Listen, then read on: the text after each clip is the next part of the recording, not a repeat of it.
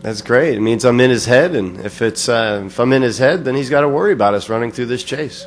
When you said Jimmie was in here, I didn't know if you meant Spencer or Johnson. It's one of those emotions that points that boiled over, and I felt like the way we raced each other on the track was what champions need to do, and that is to bring the cars home where they were running on track. Third and fourth is where we were, and that's where we crossed the line at the start-finish line. Where we raced each other with a juke and a jive and rubbing, that's racing.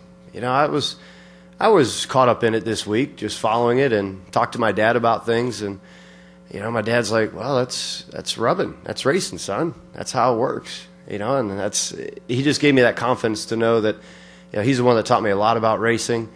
And everything that I've done in racing is to try to make him proud. And he's like, it's rubbing racing. So I'm putting the R back in racing, and rubbing is racing. Yeah, he was very excited after the race and came over to my car and in my pit area, so to speak, where we were parked, and was really excited.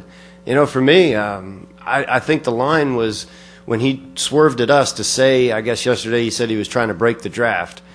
That's not a move of a five-time champion. That's the move of a guy that has had an issue with a guy like me. We've raced each other hard, and I've been spun out and wrecked a few times, and we both know that we look at each other very sternly, and that's great competition.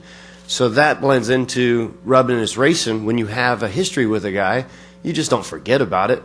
I learned from one of the greats about how to keep a memory on who does you right or who does you wrong, and that was Jimmy Spencer. He taught me a lot.